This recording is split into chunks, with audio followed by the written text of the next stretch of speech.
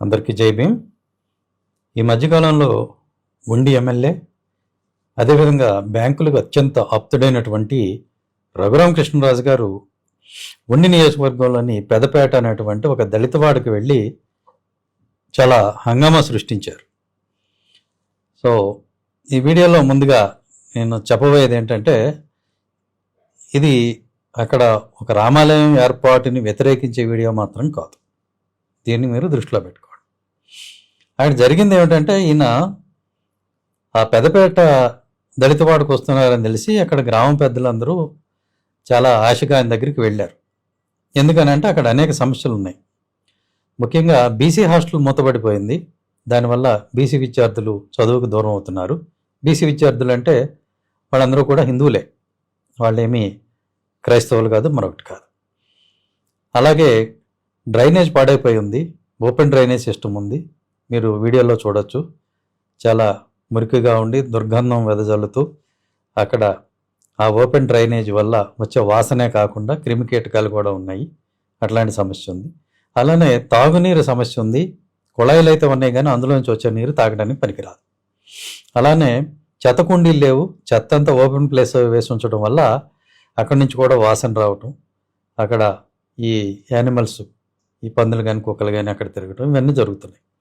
So ఇలాంటి ఈ సమస్యల నుంచి ఆయన పరిష్కారం చూపించడానికి వస్తున్నారేమో, ఈ సమస్యలు తెలిసి ఆయన వస్తున్నారేమో అని చెప్పి అక్కడికి వెళ్తే ఆయన ఏమంటారంటే, అక్కడ ఉన్న ఒక హిందూ దేవాలయమే, అది కూడా గంగానమ్మ టెంపుల్. అంటే దళితులకి గంగానమ్మ దేవత. గంగానమ్మ, వేగులమ్మ, మైసమ్మ, ఇట్లా దళితులకి దేవతలు ఉంటారు. వాళ్ళు కూడా హిందూ దేవతలే. సో ఆ దేవాలయం అనేది ఒకటి ఉంది, పాతది. వాళ్ళ దగ్గర డబ్బులు లేక దాన్ని ఎక్కువగా నిర్వహించుకోలేకపోతున్నారు. సో ఈయనకి అంతగా ఉత్సాహం ఉంటే, హిందూ మతాన్ని ఉద్ధరించాలనుకుంటే ఆ గంగానమ్మ దేవాలయాన్ని పునరుద్ధరించవచ్చు. లేదు అని అంటే అక్కడ ఉన్న బీసీ హాస్టల్ ఏదైతే ఉందో అందులో ఉండేది కూడా హిందూ విద్యార్థులే. డబ్బులు ఎక్కువగా ఉంటే మరి ఆ బీసీ హాస్టల్ని కనుక రినోవేట్ చేస్తే అక్కడ హిందువులైనటువంటి బీసీ విద్యార్థులు చదువుకోవటానికి, జీవితంలో బాగుపడటానికి మార్గం ఏర్పడి ఉండేది.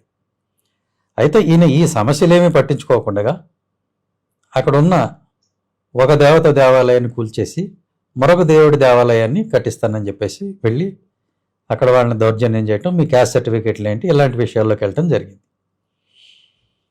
అంటే ఇక్కడ ముఖ్యంగా మనం చెప్పుకోవాల్సింది ఏంటంటే, ఈయన ఎందుకు ఈ పని చేస్తున్నారు? నిజంగా హిందూ మతం మీద ప్రేమతో చేస్తున్నారా? హిందూ మతం మీద ప్రేమతో, హిందూ మతాన్ని ఉద్ధరించాలన్న ఉద్దేశంతో చేస్తున్నట్టయితే బీసీ హాస్టల్ బాగు చేయొచ్చు, ఎందుకంటే అక్కడ ఉన్నది హిందువులే.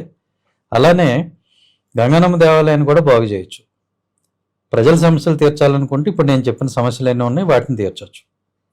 ఇవన్నీ కాకుండా అక్కడ ఆయన ఒక రప్చర్ క్రియేట్ చేయడానికి, ఒక వివాదం క్రియేట్ చేయడానికి వెళ్ళారు. ఆ వివాదాన్ని ఎందుకు క్రియేట్ చేస్తున్నారంటే దానికి కారణం ఉంది. ఈయన మీద 2 సిబిఐ కేసులు, బ్యాంకు దొంగతనానికి సంబంధించి బ్యాంకుల నుంచి లోన్ తీసుకుని ఎగ్గొట్టినటువంటి 2 కేసులు ప్రస్తుతం విచారణలో ఉన్నాయి. రేపమాపో అరెస్ట్ అవుతారు.